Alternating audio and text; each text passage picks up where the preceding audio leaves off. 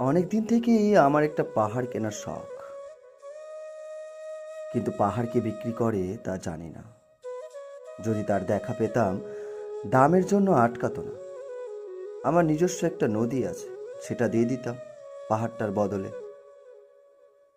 কে না জানে পাহাড়ের চেয়ে নদীর দামই বেশি। পাহাড় স্থানু, নদী বহমান। তবু আমি নদীর বদলে পাহাড়টাই কিনতাম, কারণ কারণ আমি ঠকতে চাই। নদীটা অবশ্য কিনেছিলাম একটা দ্বীপের বদলে। ছেলেবেলায় আমার বেশ ছোট্ট খাট্ট ছিমছাম একটা দ্বীপ ছিল, সেখানে অসংখ্য প্রজাপতি। শৈশবে দ্বীপটি ছিল আমার বড় প্রিয়। আমার যৌবনে দ্বীপটি আমার কাছে মাপে ছোট লাগলো। প্রবহমান ছিপছিপে তন্নি নদীটি বেশ পছন্দ হলো আমার। বন্ধুরা বলল, ওইটুকু একটা দ্বীপের বিনিময়ে এত বড় একটা নদী পেয়েছিস, খুব জিতেছিস তো মাইরি। তখন জয়ের আনন্দে আমি বিভোল হতাম।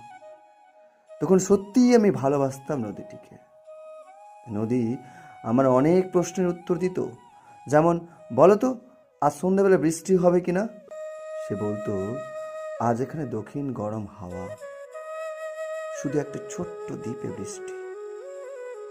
সে কি প্রবল বৃষ্টি, যেন একটা উৎসব। আমি সেই দ্বীপে আর যেতে পারি না।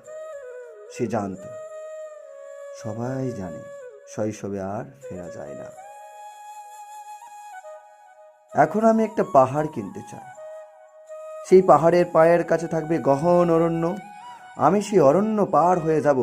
তারপর তারপর শুধু রুক্ষ কঠিন পাহাড়, একেবারে চূড়ায়। মাথার খুব কাছে আকাশ, নিচে বিপুলা পৃথিবী, চরাচরের তীব্র নির্জনতা। আমার কণ্ঠস্বর সেখানে কেউ শুনতে পাবে না। আমি ঈশ্বর মানি না, তিনি আমার মাথার কাছে ঝুঁকে দাঁড়াবেন না। আমি শুধু 10 দিককে উদ্দেশ্য করে বলবো, প্রত্যেক মানুষই অহংকারী। এখানে আমি একা।